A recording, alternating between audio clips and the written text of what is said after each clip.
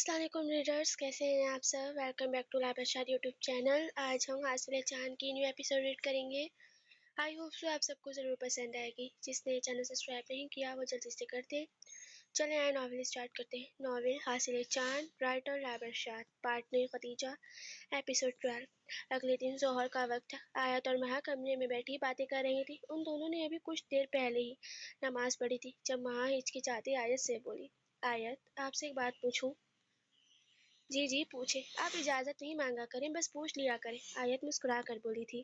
آیت مجھے اپنی طرح حجاب کرنا ہے، آپ کی طرح حجاب کرنا ہے۔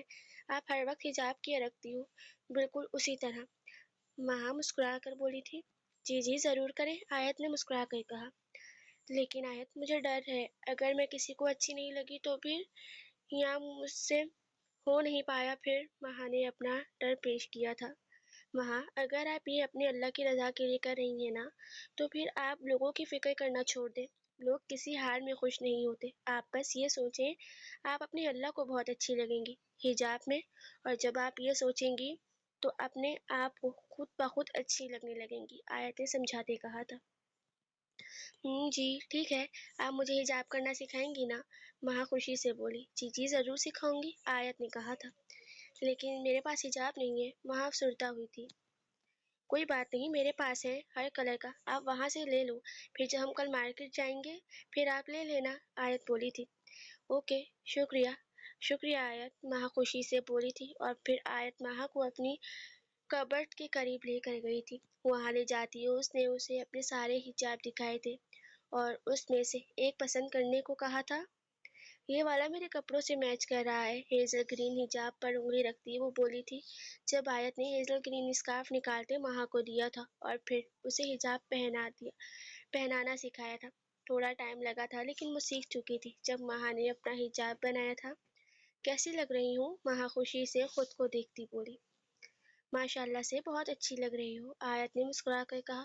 وہ دونوں باتیں کر رہی تھی جب نور کمرے میں آئی۔ مہا کو دیکھ وہ حیران ہوئی تھی۔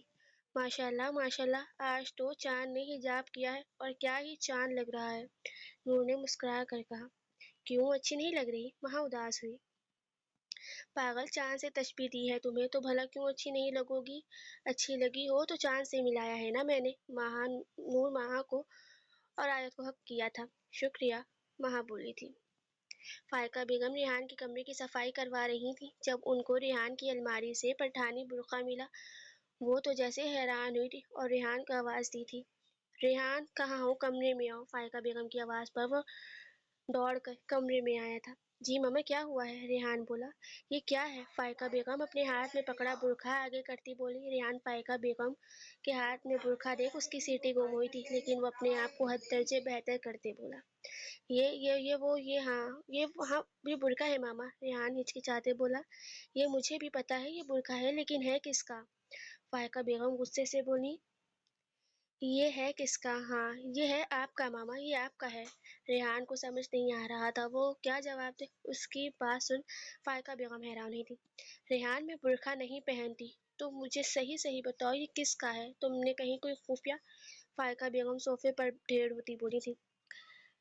نہیں ماما، میں آپ کا معصوم سا بچہ آپ کے اشارے کے بغیر ہلتا بھی نہیں ہوں، تو جو آپ سوچ رہی ہیں وہ تو بالکل نہیں کر سکتا۔ یہ آپ کا ہے، میں آپ کے لیے لایا تھا۔ ہاں یاد آیا، آپ کو تحفہ دینا تھا نا، لیکن آپ نے دیکھ لیا۔ ریحان بات سنبھالتے بولا۔ لیکن میں تو برقع پہنتی ہی نہیں، تو تم جھوٹ بول رہے ہو اپنی ماں سے، وہ بھی روزے میں۔ تبھی میں بولوں تم اتنی دیر سے گھر کیوں آتے ہو؟ صبح سحری کے وقت جاتے ہو اور رات کو آتے ہو، آج بھی تم 3 بجے آئے ہو۔ فائقہ بیگم روحان سی ہوئی تھی۔ نہیں ماما، یہ آپ کا ہے، آپ غلط سوچ رہی ہیں۔ میں چاہتا ہوں آپ برقع پہنیں تاکہ کوئی غیر مرد آپ کو تنگ نہ کرے۔ آپ جانتی ہیں نا مجھے آپ کا کتنا خیال ہے، بس اسی لیے۔ ریحان فائقہ بیگم کے قدموں میں بیٹھتا بولا۔ پکا؟ فائقہ بیگم نے تصدیق چاہی تھی۔ جی ماما پکا، پرامس، یہ آپ کا ہے، لیکن ابھی مجھے دے دیں، میں آپ کو آپ کی سالگرہ والے دن دوں گا۔ ریحان برقع لیتے بولا۔ نہیں، یہ میں نے لے لیا ہے، اب میں اسے اپنے پاس ہی رکھوں گی۔ فائقہ بیگم کھڑی ہوتی بولی۔ لیکن ماما، ریحان نے اپنا سر ہاتھ میں مارا تھا، اس کو سمجھ نہیں آ رہا تھا وہ کیا کرے۔ لیکن کچھ نہیں، یہ میرا تھا، میں نے لے لیا۔ فائقہ بیگم اس کمرے سے جاتی بولی تھی۔ ہاں آپ کا ہے، لیکن ابھی تو دے دیتی۔ ہائے میرا عبدالرحمن، میں اس کے لیے اس کے بغیر کیسے رہوں گا؟ ہائے وہ بیچارہ مجھے یاد کر رہا ہوگا، ریحان بولا تھا۔ افطاری کا وقت تھا، سب ڈائننگ پر بیٹھے افطاری کر رہے تھے جب عثمان صاحب رحیمہ کو نہ دیکھ بولے تھے، وہ بچی نظر نہیں آ رہی جو کام کرتی تھی، کیا ہوا؟ سب ٹھیک ہے نا؟ عثمان صاحب پریشانی سے بولے۔ جی وہ بس اس نے آج چھٹی کی ہے، کہہ رہی تھی 2-3 دن بعد آئے گی۔ سائمہ بیگم بات سنبھالتے بولی۔ اوہ اچھا، صحیح، خیر کرے اللہ، عثمان صاحب کہتے واپس کھانا کھانے میں مصروف ہو گئے تھے۔ ہائے وہ بچی بہت اچھے پیر دباتی ہے، مجھے تو اس سے پیر دبانے کی عادت ہو گئی ہے، اب میں کیسے سوں گی؟ بی جان بولی تھی۔ بی جان میں آپ کے پیر دبا دوں گی، نور بولی تھی۔ چل ہٹ، پیر نہیں دباتی، ان کو پیار کرتی ہے تو، اور 10 منٹ بعد دبانے کے بعد کہتی ہے بی جان میں جاؤں، بی جان میں جاؤں، جیسے میں نے تجھے قید کیا ہو، بی جان بولی تھی جب سب مسکرا دیے تھے۔ بی جان میں دبا دوں گی آپ کے پیر، امید ہے آپ کو سکون ملے گا، مہا مسکرا کر بولی تھی۔ اوہ میں نے اب دیکھا یہاں تو کوئی میٹھی میٹھی اسلامی بہنیں بنا ہوا ہے۔ السلام علیکم مہا جی، عبدالرحمن مہا کی حجاب کی طرف چوٹ کرتے بولا تھا جب مہا کچھ کنفیوز ہوئی تھی۔ عبدالرحمن تمیز سے، عثمان صاحب نے اسے ڈپٹا تھا۔ سوری بابا، عبدالرحمن نظریں جھکا گیا تھا اور پھر سب نے پرسکون ماحول میں افطاری کی تھی۔ رات کا وقت تھا، مہا لان میں ٹہل رہی تھی جب عبدالرحمن اپنے مٹھو کے ساتھ وہاں آیا تھا۔ مہا کو وہاں ٹہلتے دیکھ اسے اس کے قریب آیا تھا۔ بہت پیاری لگ رہی ہیں، عبدالرحمن مسکرا کر دھیمے لہجے میں بولا۔ شکریہ، مہا نے صرف اتنا ہی کہا تھا۔ آپ مجھ سے ناراض ہیں؟ عبدالرحمن بولا۔ نہیں، میں کیوں ناراض ہوں گی آپ سے؟ مہا نے سمجھی سے بولی۔ میں وہ افطاری پر آپ کی حجاب پر آپ کو تنگ کیا تھا نا، اس لیے۔ عبدالرحمن اداسی سے بولا۔ نہیں، مجھے بالکل برا نہیں لگا، آخر میں بھی تو آپ کی بہن ہوں۔ اب کہ مہا نظریں جھکا کر مسکرا کر بولی تھی، اب شاید مہا اس کو تنگ کرنے کا ارادہ رکھتی تھی۔ استغفر اللہ، عبدالرحمن کے منہ سے بے ساختہ نکلا تھا۔ کیا ہوا؟ مہا اپنی مسکراہٹ چھپاتے انجان بنتے بولی تھی۔ نہیں، کچھ نہیں، بس ایسے ہی، اللہ سے توبہ کرتے رہنا چاہیے، عبدالرحمن فوراً سے بولا۔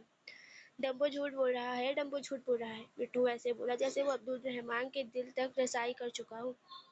اچھا میں چلتی ہوں، اللہ حافظ، مہا کہتی وہاں سے چلی گئی تھی جب عبدالرحمن نے جاتی مہا کو دیکھا تھا اور ایک آب بھر کے رہ گیا تھا۔ برا کیوں لگے گا؟ اس نے مجھے اپنی بہن کہا، عبدالرحمن خود سے بولا۔ کیونکہ ڈمبو کو محبت ہو گئی ہے، ڈمبو کو محبت ہو گئی ہے، مٹھو بولا تھا۔ مجھے محبت ہو گئی ہے، لیکن کیا اسے بھی مجھ سے محبت ہے؟ عبدالرحمن مٹھو سے بولا تھا۔ ہاں، اسے بھی تم سے محبت ہے، اب مٹھو عبدالرحمن کے کندھے پر بیٹھا بولا تھا۔ تمہیں بڑا پتہ ہے؟ تمہیں کیسے پتہ؟ عبدالرحمن نے مٹھو کو گھورا تھا۔ ہمیں پتہ چل جاتا ہے، مٹھو اتنا کہتے اڑ گیا تھا اور اندر چلا گیا تھا جب پیچھے عبدالرحمن اپنی سوچوں میں کہیں گم سا ہو گیا تھا۔ رات کا وقت تھا، آیت معمول کے مطابق آج بھی چھت پر ٹہلنے آئی تھی۔ اسے عادت سی تھی، وہ روز چھت پر آتی تھی اور چاند سے ڈھیروں باتیں کرتی تھی۔ وہ چھت پر کھڑی آج بھی چاند سے مخاطب تھی جب یزدان اس کے پیچھے آ کر کھڑا ہوا۔ کیا ہوا ہے، اداس ہو؟ یزدان آہستہ سے بولا۔ آپ یہاں کیا کر رہے ہیں اور کیا کرنے آئے ہیں؟ آیت گھبرا کر بولی تھی۔ یہ میرا بھی گھر ہے، میری بھی چھت ہے، آ سکتا ہوں۔ تمہیں کیا ہوا ہے، ابھی تک ناراض ہو؟ نہیں، میں اپنوں سے ناراض ہوا جاتا ہے، آیت منہ بنا کر بولی تھی۔ اچھا، تو میں تمہارا اپنا نہیں ہوں؟ یزدان کچھ سوچتے بولا۔ نہیں، آپ میرے اپنے نہیں ہیں، آیت نے کہا تھا۔ یہ تو صرف آیت کا دل جانتا تھا، وہ اسے اپنا کیا کچھ بنا کے بیٹھی تھی۔ ہاں، بھول گیا تھا، میں تو تمہارا نام محرم ہوں نا؟ یزدان افسردگی سے بولا۔ مجھے جانا ہے، آیت وہاں سے جانے لگی تھی جب یزدان نے اسے روکا تھا۔ آیت کیا ہوا ہے، کیوں اداس ہو؟ یزدان نے واپس اپنا سوال دہرایا تھا۔ میں گالیاں دیتی ہوں، آپ کو زیب نہیں دیتا گالیاں دینے والی لڑکی سے باتیں کریں؟ آیت کے جو دل میں تھا وہ بھول گئی تھی۔ اچھا، اس وجہ سے ناراض ہو؟ اگر تو اس وجہ سے ناراض ہو تو میں نے آج تک کسی سے سوری نہیں کی، لیکن کوئی نہیں، تمہیں کر دیتا ہوں، یزدان بولا تھا۔ جب آج تک کسی کو نہیں کی تو پھر مجھے کیوں کر رہے ہیں؟ آیت نے حیران ہوتے پوچھا تھا۔ بس کیا کر سکتے ہیں، آپ مجھے اپنا کچھ نہیں مانتی، لیکن میرے لیے آپ میری بہت کچھ ہیں۔ اگر اس دل میں تم اپنا مقام دیکھ لو تو آیت ذرا تو تم جانو کہ کسی کے لیے تم اتنی خاص بھی ہو سکتی ہو کہ کوئی تمہارے لیے اتنا سفر طے کر کے آیا ہے۔ یزدان جو اب سے آیا تھا اسے بتانے کی کوشش کر رہا تھا، آج آخرکار اس نے اسے بتا ہی دیا تھا۔ آیت یزدان کی بات کو سمجھ نہیں پائی تھی یا وہ سمجھنا نہیں چاہتی تھی۔ خیر چھوڑو ان سب کو، اگر تم میری کل صبح والی بات پر اداس ہو تو اس کے لیے آئی ایم سوری۔ تم ناراض ہوتی ہو تو ایسے لگتا ہے جیسے آدھی دنیا مجھ سے روٹھ گئی ہو، یزدان شرارت سے بولا تھا۔ آگے والی لائن غلطی سے اٹیچ ہو گئی، اس کو اگنور کرے گا۔ میں گالیاں دیتی ہوں نا تو کیوں فکر ہو رہی ہے آپ کو میری؟ آیت غصے سے بولی تھی، اس کی سوئی ابھی تک وہیں اٹکی ہوئی تھی جب یزدان مسکرایا تھا۔ آیت، تم چاند کی کرنوں سے پاکیزہ ہو اور صحرا میں موجود ٹھنڈے پانی کا چشمہ بھی جو قحط سالی میں آب حیات لگتا ہے۔ تمہاری اداسی مجھ سے برداشت نہیں ہوتی، پلیز مسکراتی رہا کرو۔ یزدان آیت کو دیکھ بولا تھا، جس کے چہرے پر چاند کی کرنیں پڑنے پر اس کا چہرہ دمک رہا تھا۔ مجھے جانا ہے یہاں سے، میں جا رہی ہوں۔ آیت اتنا کہتے نیچے چلی گئی تھی جب یزدان اپنے بالوں میں ہاتھ پھیر کر رہ گیا تھا۔ جاری ہے آپ سب کو آج والی ایپیسوڈ کیسی لگی کمنٹ میں لازمی بتائیے گا۔ باقی اللہ حافظ، ٹاٹا، بائے بائے۔